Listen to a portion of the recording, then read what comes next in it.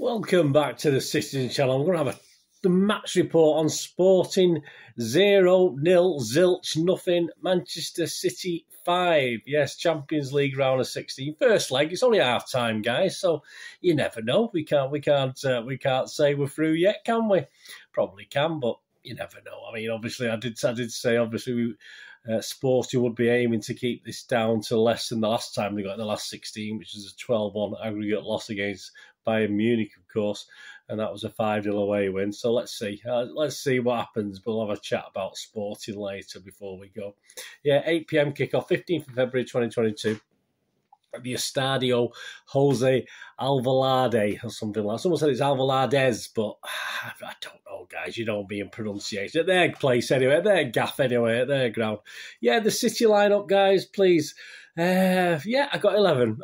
So me and Pep are on the same wavelength. So there you go. I think it was more or less the Brentford team, wasn't it, that played against Brentford. So there you go, Brentford and Sporting Lisbon.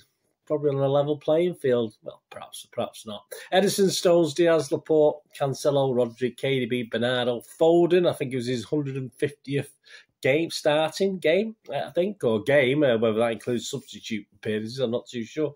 Mahrez and Sterling. Interesting subs. No Stefan, so obviously I was a bit panicky that Edison had a sudden, as he sometimes does in these high-profile games, have a bit of a brain fart. But fortunately, he didn't need to have that, did he? And obviously, it was just Carson and Slicker, so it would have been interesting to see who'd come on to replace Edison, wouldn't it? But Stefan obviously assumably injured or he's got COVID, one of the two. Aki, Gundogan, Zinchenko, Ferner, and then you get the lads, Anthony Keiki, Delap, Mbeti, McAtee and Lavia. They didn't get a chance on the pitch, or did they, even though we were winning it pretty well. Who was in charge? Well, of course, Srijan Jovanovic of Serbia was in charge with, a bit easier the VAR. Marco Fritz, yeah, he did okay, didn't he? He did okay on one, not so much on the other, but we'll take it. That's no problem. Please, but if you are new to this channel, please make sure you push that subscribe button, push those notifications. All these vlogs are coming out, past, present, and forever. Give us a thumbs up, guys, if you like what you see. Match report, let's get through this one. Yeah, 5 goals plus of other bits and pieces. 7 minutes, yeah, it was a bit of an anticlimax, the first goal, wasn't it, after a long wait.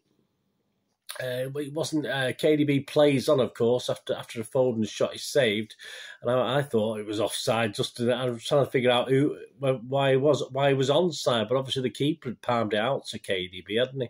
And back for Mahrez, who tried to miss it. I think he virtually put it back to the keeper with his shot, but it went in the net. So yeah, it's good. What, a couple of minutes waiting for that. So 1-0, and it was all a bit, yeah, great, fantastic. But we didn't have long to wait, did we? Sporting were looking okay actually going forward. Especially Porro. Porro looked all right, obviously a City player. And obviously, I think from their point of view, they were attacking our left. And I thought they might attack our right as well with Stones playing there. But we are weak, sort of weaker on the left as well. But I thought they looked okay. They just didn't have that final ball, did they? Stones came very close from a Sterling cross. 17 minutes, it was 2-0, of course. A corner sort of loops up from the diagonal, doesn't it? I think it was a challenge to Bernardo. He didn't mess about, did he? He smashed it home. Absolutely, a lot of Bernardo's, you know. Stunning effort off the underside of the bar. Unbelievable. The keeper had no chance. The defenders didn't even have time to react. It was so sharp. Absolutely stunning. 22 minutes. Yeah, Rodri... a poor pass defensively. I think it was from Rodri, but I'm sure he did a couple of these in the game. There's another one. I had a really dodgy stream, and sometimes I sort of missed who'd done certain things. I've not had a chance to watch the game back, but he definitely made one big error because I've seen it confirmed in a couple of match reports. But yeah, he let in Sporting, but fortunately Laporte played pretty well and blocked the chance, didn't he, to save Rodri's blushes. A bit more on him later when he comes off, yeah, about Pep's views, I think.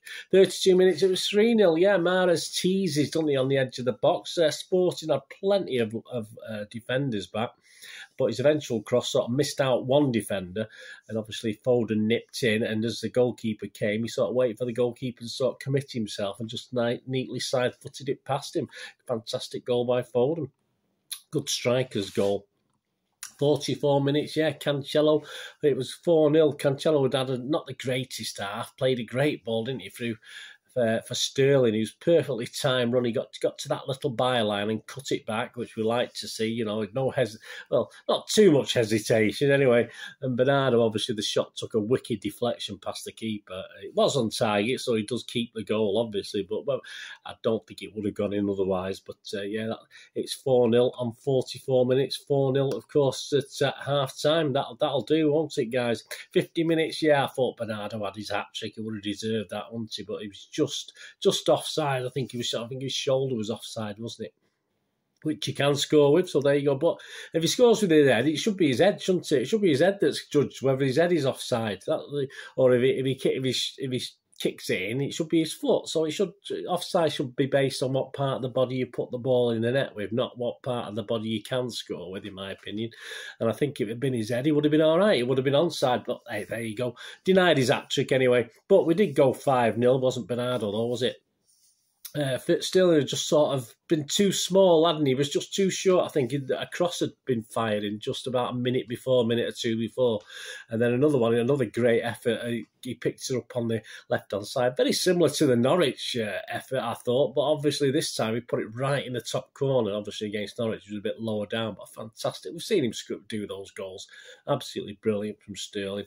Didn't mess about. Say he just jiggled the ball to the right a little bit, giving himself a little bit of space and put it in. Then we had some substitutions. None of the young lads appeared, though. We had Gundogan coming on, Zinchenko for Foden and Stones. And we had Furner for Rodri, who apparently, I believe, got a bit of a lecture from Pep when he was coming off. Probably. So, as I said, I wasn't overly convinced with Rodri last night, and obviously it was intimated it wasn't a sort of friendly lecture. It was a bit of one of these where he's telling him he should have been doing certain things. So that was interesting. It's something I didn't see personally. 74 minutes, Gundogan was booked for a poor tackle. Yeah, don't just come on. No real need for that. And they were getting a bit tasty with the tackles as well. 80 minutes, the ball ended up on the roof of the net. It could have gone anywhere. It could have gone into the net from a Mahrez cross for a corner. 85 minutes, Bernardo went off. He was booed off. Very, very sporting by the sporting fans, wasn't it? It was booed off after a fantastic game. I mean, you know, there's a lot of credit to the sporting fans last night, especially the way they got behind the team towards the last few minutes. But yeah, stuff like that, you sort of get away with it. I mean, I don't think that's very good. Laporte was off as well. So Aki and Delap came on. And Delap had enough time to do a couple of things, didn't he? But there you go, 5-0. We'll take that, won't we? Key stats. Shots 3 for Sporting, none on target. Very poor, wasn't it? 15 for City, 6 on target. Again, not sort of total domination, just controlling that second half, I think it was.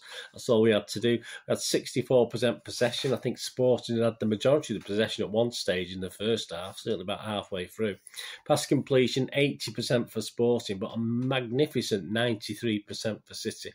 And the ratings on the Manchester Evening News, I think it's Mr. Brennan, guys, but forgive me, I've done this late and I've not checked this morning, but we'll go with Mr. Brennan. I'll put it up on screen if it was Mr. Bukowski, but I'll say Stuart. I'll say it's Stuart's ratings, and I'll start at a 7. Just one guy got less than a 7 though. I was going to not give him a less than a 7 because I thought, well, it was a good team effort last night. But I thought, no, on my opinion, let me know what you think anyway, guys. As I said, I've not watched the game back. I might be misjudging him slightly, but I've gone with it now. So let's stick. I'm not going to go against what I think. Like Edison had a great, this is the Manchester Evening News view first, then I'll just add anything I can add to it if need be. Edison had a great view to watch some scintillating City moves and enjoyed the luxury of his clean sheet, never really being in danger. He didn't. He's given him a 6. So Stuart's given him a 6, or Simon, I can't remember which. Let's just say he's been given a 6 by them. I'll give him a 7. I mean, I've got to give him the standard. He didn't do anything. I mean, Slicker could have played in this country, to be honest with you, or even Walker if he hadn't been banned. We could have stuck him in goal. Stones, the one debatable corner line-up, really, with Walker suspended, but he showed exactly why he was in the first team. Yeah, I suppose he could have had Zinchenko playing and stuck Cancelo right back, but that's not what he practised against Brentford, was it? So he showed why exactly he was in the team, marauding forwards and also adding height at set pieces. He did. Just give him an 8. I give him an 8. A debatable call on the fact that it's debatable. I thought it was a shoo-in, to be honest with you, that Stones was going to start at right back. but obviously Stuart didn't watch the Brentford game. Diaz booed mercilessly from the very first touch. I'm sure he didn't bother about that. Never looked flustered, calmly handling the sporting attack as City wrapped up the goals. The booing largely disappeared. It certainly did. I mean, you're 5-0 down. Yeah, you probably get it's a bit sad booing players, isn't it, to be honest with you? Let's get a 7 from Stuart, a 7 from me as well. Cool and calm, Diaz. Laporte kept his head when a loose pass from Rodri in the first half threatened. Yeah, that's just confirmed what I thought. To let Sporting into the box and the game. Went close at the other end in the second half. Yeah, he's given him an 8. I've given him a 7.5, a solid 7.5. He played his calm part. If he'd scored the goal, I might have given him an extra point. But a good block from that mess that Rodri made. Cancelo, a golden year continues, earning space down the left and playing some incisive passes forward, including for the 4th goal. Yeah, he's given him an 8. I thought it was okay, Cancelo, but I thought it was quietish. I wasn't overly impressed. I think some misplaced passes, certainly the first 10 or 15 minutes. So I'm not going to go mad. I think he's been a bit kind on Cancelo there. I'll give him a 7. I thought he was pretty quiet last night. Not his usual self. Other players perform much better. Stuart said, Rodri, the loose pass was a weird throwback to the Champions League knockouts last season when he ended up losing his place in the team. Perhaps that's what Pep was warning him about, but he didn't put a foot wrong after. Yeah, so let's give him a 7. I've said he's the only guy that gets a 6.5. I might be being a bit harsh guys, tell me what you think. But I just thought he made another error or two as well, and I just didn't think he was really at it last night. But I say, if I do watch the game back, I might have a different opinion. But as I said, I didn't get the impression Rodri had a good game. De Bruyne, from driving at defenders on long busting runs to impeccable deliveries. De Bruyne was a threat all evening and looks banging form. Yeah, he's getting back in form, isn't he? He's given him an 8, Stuart. I give him an 8 as well. A bit like the old KDB. Lots of confidence. Some stuff, tired. Some stuff came off, some stuff didn't. Only 2 or 3 hours kip last night. I was up at 2 for work, so after watching the match, I didn't get a lot of sleep. Bernardo, so close to a hat-trick, but an outstanding strike for his first goal. Excellent run to get his second. Sporting couldn't handle him. They couldn't. He's given us 9. Stuart's given a 9. I've given an 8.5. A hat-trick would have made it a 9.5. You know me, I don't ever give anyone 10. But, yeah, I'll give him a good 8.5. He's my hero anyway. And I'm always a bit mean with the score sometimes. Mahrez, along with Bernardo, the best player on the pitch and one of his best performances of the season. He scored the first, put the corner in for the second, and brilliant set up the third. Yeah, he was a constant pain, wasn't he? Stuart's given him a 9. I've given him an 8.5.